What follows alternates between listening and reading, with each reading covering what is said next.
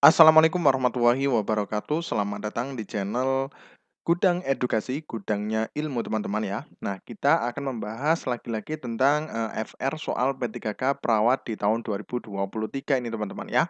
Nah, ini kita khususkan untuk keperawatan jiwa karena ada yang komen juga minta yang ada SP-nya.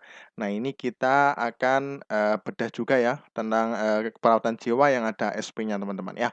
Oke, teman-teman yang baru tahu dan baru singgah di channel kami, silakan subscribe dan bunyikan tombol loncengnya agar tidak ketinggalan soal-soal yang terbaru khususnya P3K perawat di tahun 2023 ini. Oke, tidak berlama-lama, langsung saja kita ke TKP teman-teman ya.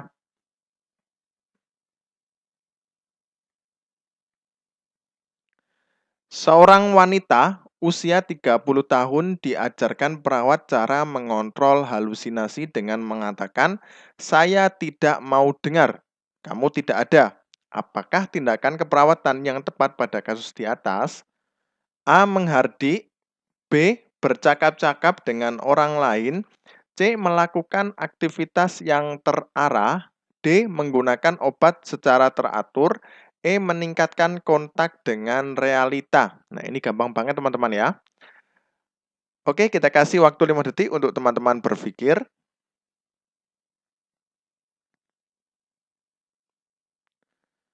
Oke, jawabannya apa teman-teman? Jawabannya adalah A teman-teman ya, menghardik halusinasi.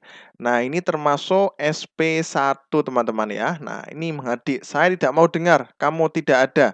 Nah, ini termasuk menghardik ya.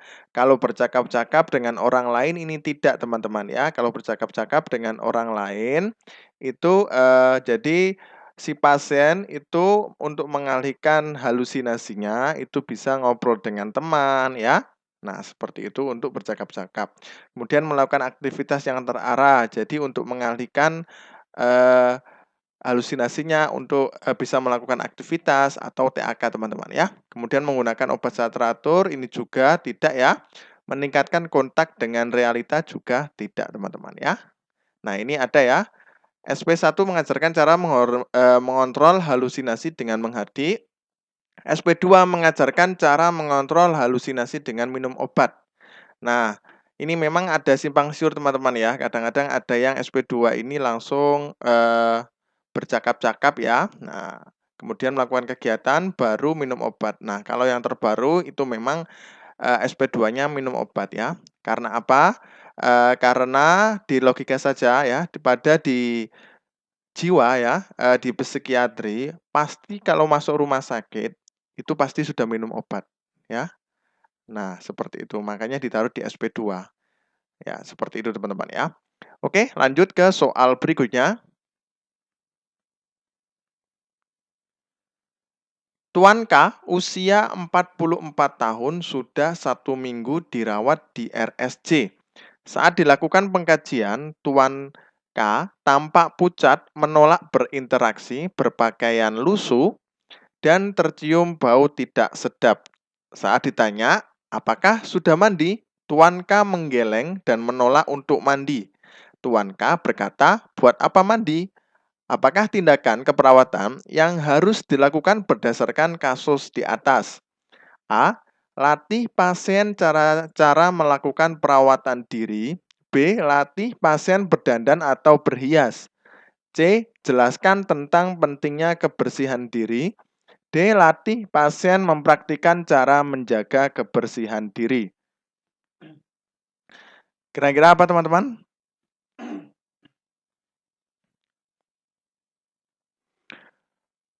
Oh, ini ada lagi ya, jelaskan alat-alat untuk perawatan diri juga ada teman-teman ya. Oke, kira-kira apa? Nah, ini jawabannya adalah C teman-teman ya. Nah, kalau dilihat di soalnya teman-teman ya, Tuan K usia 44 tahun sudah 1 minggu dirawat di RSJ. Saat dilakukan pengkajian, nah ini baru mulai pengkajian teman-teman ya. Tuan K tampak pucat, menolak berinteraksi, berpakaian lusuh, dan tercium bau tidak sedap. Nah, saat ditanya apakah sudah mandi, Tuan K menggeleng dan menolak untuk mandi. Nah, jadi ini baru pertama kali teman-teman ya, untuk pengkajiannya. Nah, Tuan K berkata, buat apa mandi? Nah, tindakannya apa? jelaskan dulu teman-teman ya, jelaskan tentang pentingnya kebersihan dulu. Nah, meskipun, pada SP1-nya yaitu adalah, latih cara, menjaga kebersihan diri teman-teman ya. Nah, yang ini, yang D. Latih pasien memperhatikan cara menjaga kebersihan diri. Tapi sebelumnya harus menjelaskan tentang pentingnya kebersihan, ya. Nah, nanti di situ, kemudian dijelaskan alat-alat untuk perawatan diri juga. Nah, kalau ini SP2 teman-teman ya, SP2 DPD. Kemudian latih pasien cara melakukan perawatan diri. Nah, ini juga termasuk di, poin 1 ya, di SP1. Cuman sebelumnya itu harus menjelaskan tentang pentingnya kebersihan diri ya, kemudian alat-alat untuk perawatan diri apa, nah seperti itu ya. Baru nanti melatih pasien mempraktikkan cara menjaga kebersihan diri itu baru SP1. Kemudian, latih pasien berdandan atau berhias ya, kemudian cara makan yang baik, dan kemudian cara, BAK atau BAB yang baik teman-teman ya. Oke, sangat jelas sekali teman-teman ya. Oke, lanjut ke soal berikutnya.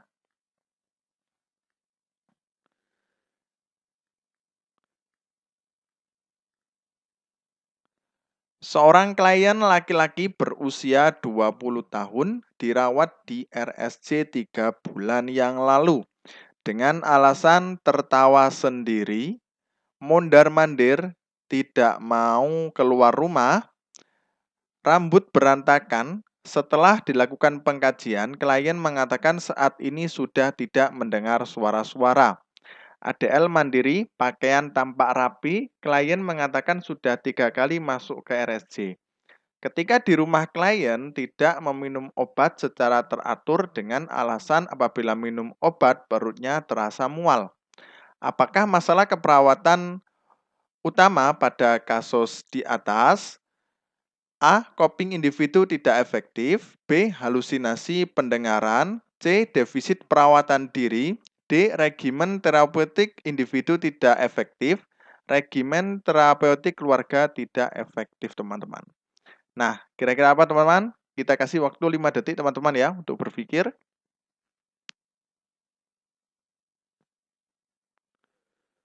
Oke, jawabannya apa, teman-teman? Jawabannya adalah D, regimen terapeutik individu tidak efektif, teman-teman ya.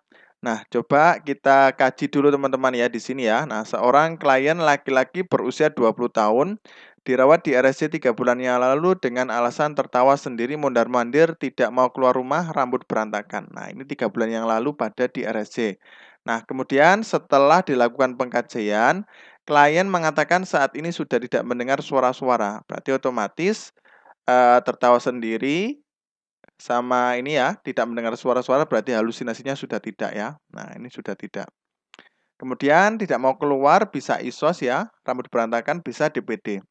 Nah, kemudian ADL mandiri pakaian tampak rapi. Nah, ini sudah teratasi semua teman-teman ya. ADL mandiri berarti pada, rambut berantakan ya, bisa dikategorikan di rambut berantakan karena DPD ya, defisit perawatan diri. Kemudian pakaian tampak rapi juga termasuk DPD ya. Nah, klien mengatakan berarti ini sudah teratasi semua teman-teman ya, DPD juga sudah teratasi. Otomatis ini disilang teman-teman ya. Nah, kemudian klien mengatakan sudah 3 kali masuk ke RSJ. Ketika di rumah, klien tidak meminum obat secara teratur dengan alasan apabila minum obat perutnya terasa mual. Nah, ini teman-teman ya. Nah, masalah keperawatan utama pada kasus tersebut, nah ini teman-teman ya, jawabannya D. Regimen terapeutik individu tidak efektif. Nah, ini pembahasannya ya.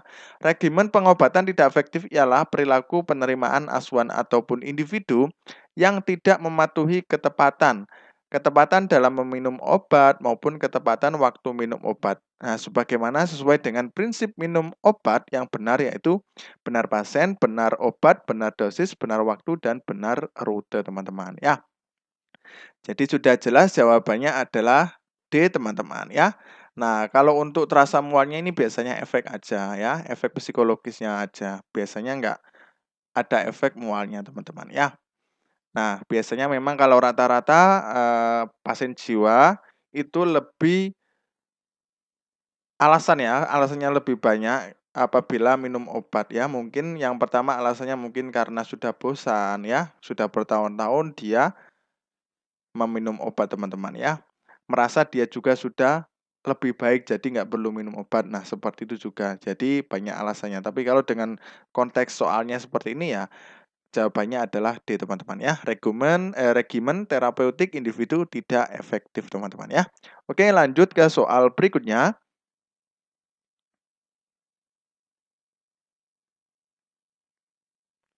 Seorang laki-laki berusia 25 tahun dirawat di RSJ 2 hari yang lalu dengan alasan berbicara kasar, marah-marah, memukul saudaranya karena tidak dibelikan sepeda motor oleh orang tuanya.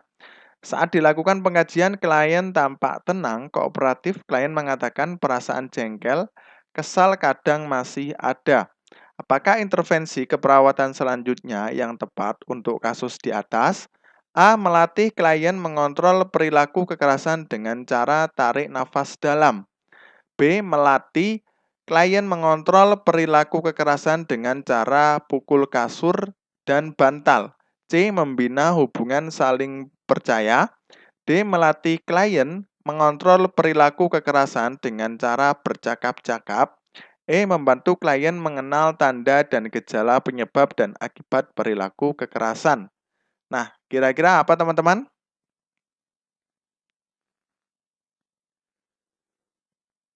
Oke, jawabannya adalah E teman-teman ya. Membantu klien mengenal tanda dan gejala penyebab dan akibat perilaku kekerasan. Nah, kalau memang dilihat di sini teman-teman ya, untuk soalnya, seorang laki-laki berusia 25 tahun dirawat di RSJ 2 hari yang lalu dengan alasan berbicara kasar, marah-marah, memukul saudaranya karena tidak dibelikan sepeda motor oleh orang tuanya. Nah, ini otomatis berarti adalah PK teman-teman ya.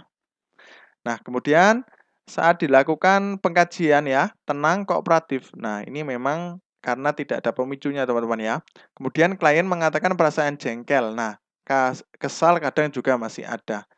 Nah, kenapa kok di sini tidak langsung melatih klien mengontrol perilaku kekerasan dengan cara tarik nafas dalam? Nah, sebelum itu teman-teman ya, tetap untuk sebelum SP itu sebenarnya langsung intervensinya membantu klien mengenal tanda dan gejala penyebab dan akibat perilaku kekerasan. Nah, ini teman-teman dulu ya. Baru nanti langsung melatih klien mengontrol perilaku kekerasan dengan cara tarik nafas dalam. Nah, seperti itu teman-teman ya. Nah, jadi baru nanti SP1, kemudian SP2-nya obat ya, kemudian ini ya konversi energi, kemudian bercakap-cakap ya, kemudian spiritual ya. Nah, seperti itu teman-teman ya. Oke, lanjut ke soal berikutnya. Oke, lanjut ya teman-teman ya. Nah, seorang laki-laki 25 tahun dibawa ke UGD RSJ. Menurut keluarga, pasien sering mengamuk, membanting barang-barang, memukul, dan berkata kasar. Pada saat komunikasi terapeutik dengan perawat, pasien dibantu untuk mengidentifikasi penyebab, jenis kekerasan yang dilakukan, dan akibat dari perilaku kekerasan. Manakah tindakan selanjutnya terkait kasus tersebut? A. Ajarkan pasien mengontrol marah dengan cara spiritual. B. Ajarkan pasien mengontrol marah dengan konversi energi. C. Ajarkan pasien mengontrol marah dengan nafas dalam. D. Ajarkan pasien untuk mengontrol marah dengan patuh minum obat. E. Ajarkan pasien cara verbal, meminta dengan baik, menolak dengan baik. Nah, kira-kira apa teman-teman? Kita kasih waktu 5 detik teman-teman untuk berpikir.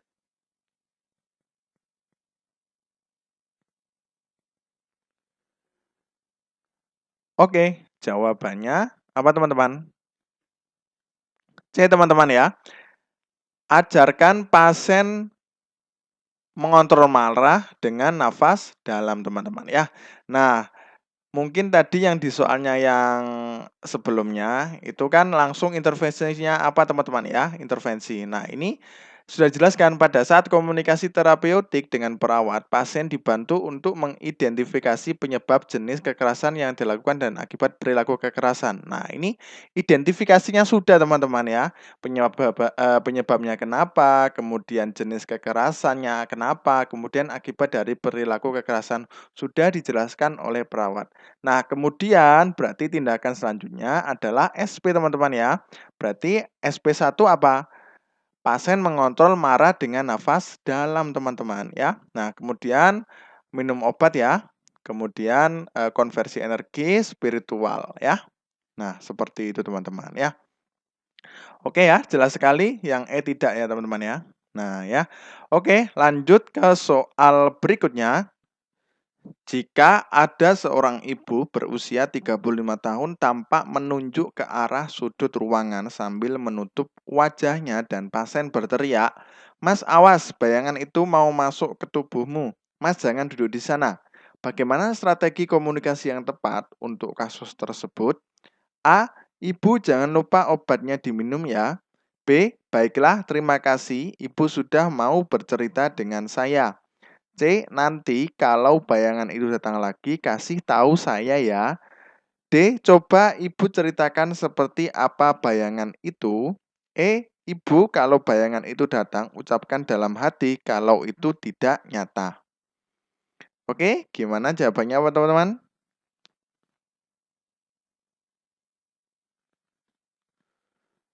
Oke, jawabannya adalah E teman-teman ya.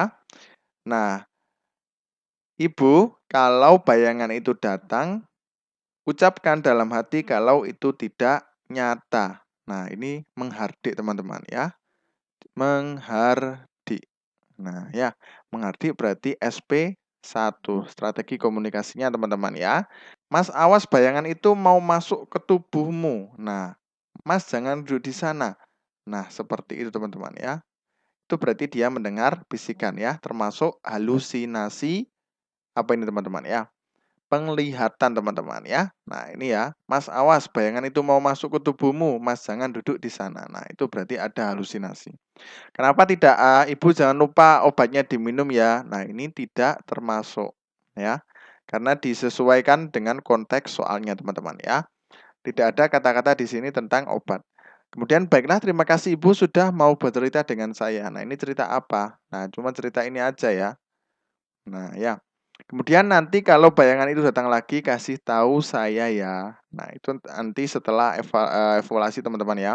Kemudian coba Ibu ceritakan seperti apa bayangan itu. Nah, ini kan strategi komunikasi yang tepat ya, teman-teman ya. Sambil kita mengajari untuk SP1-nya yaitu adalah menghardik teman-teman ya. Oke, lanjut ke soal berikutnya.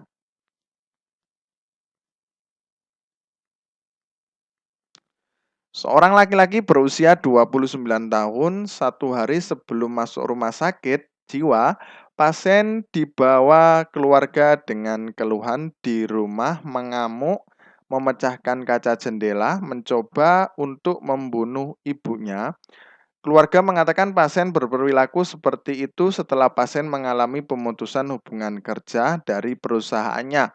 Pada saat dikaji, pasien berespon terhadap interaksi dengan perawat, tatapan masih mata tajam, sesekali tidak mengacuhkan lingkungan, terlihat ngomong dan asik dengan dunianya sendiri. Apakah intervensi pertama yang harus dilakukan pada pasien dengan kasus di atas? A. Mengidentifikasi penyebab menarik diri pasien. B. Mengidentifikasi cara mengenal halusinasi pasien. C. Mengidentifikasi aspek positif yang dimiliki pasien. D. Mengidentifikasi tanda, gejala, dan akibat dari perilaku kekerasan pasien. E. Mengidentifikasi tanda-tanda akan melakukan perilaku kekerasan pasien. Nah, kira-kira apa teman-teman?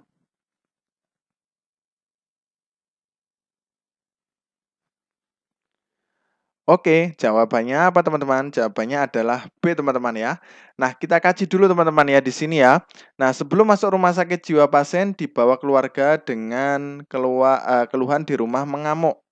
Nah, mengamuk, memecahkan kaca jendela, mencoba untuk membunuh ibunya ya. Dan ini termasuk PK ya. Kemudian Keluarga mengatakan pasien berperilaku seperti itu setelah pasien mengalami pemutusan hubungan kerja. Nah, pada saat dikaji pasien berespon terhadap interaksi dengan perawat. Nah, ini berespon teman-teman ya, tatapan masih tajam. Nah, ini bisa PK ya. Sesekali tidak mengacuhkan lingkungan, terlihat ngomong asik dengan dunianya sendiri. Nah, ini termasuk halusinasi teman-teman ya. Halusinasi. Nah, apakah intervensi pertama yang harus dilakukan pada pasien dengan kasus di atas? Nah, ini teman-teman ya, kenapa kok tidak PK teman-teman ya yang kita ambil? Karena di sini PK-nya ini kan pas di rumah saja ini ya. Sebelum masuk rumah sakit, 1 hari sebelum masuk rumah sakit jiwa. Nah ini ya.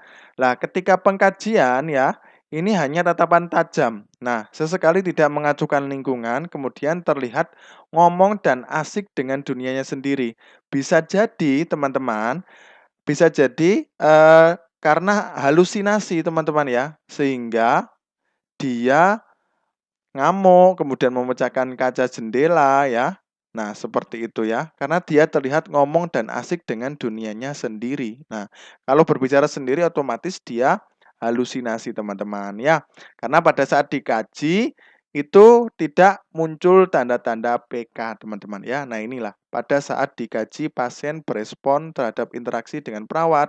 Nah, tatapan masih tajam ini bisa PK, tapi data-datanya kurang teman-teman ya. Nah, kalau sudah terlihat ngomong dan asik dengan dunianya sendiri, itu berarti sudah halusinasi teman-teman ya. Makanya kita ambil halusinasi teman-teman ya. Kalau menarik diri tidak ya. Kemudian mengidentifikasi aspek positif yang dimiliki pasien juga tidak. Ini D dan E ini PK teman-teman ya. Nah, seperti itu teman-teman ya. Jadi kita lihat pada saat pengkajian teman-teman ya. Seorang perempuan berusia 20 tahun dirawat di RS Jiwa, pasien mengalami halusinasi pendengaran. Seorang perawat melaksanakan komunikasi terapeutik kepada pasien tersebut. Pada akhir pertemuan ketiga mengenai cara mengontrol halusinasi dengan beraktivitas, perawat mengungkapkan bagaimana perasaan ibu setelah kita berdiskusi tadi. Manakah pernyataan selanjutnya yang diungkapkan oleh perawat? A. Kapan ibu bersedia untuk berdiskusi kembali? B. Di manakah ibu ingin berdiskusi pada pertemuan selanjutnya? C. Silakan ibu ulangi kembali apa saja yang telah kita diskusikan pada pertemuan kali ini. D. Setelah diskusi ini, silakan ibu coba lakukan cara-cara yang telah diketahui untuk mengontrol halusinasi. Pada pertemuan selanjutnya kita akan berdiskusi mengenai cara mengontrol halusinasi dengan patuh minum obat. Nah, kira-kira apa jawabannya teman-teman?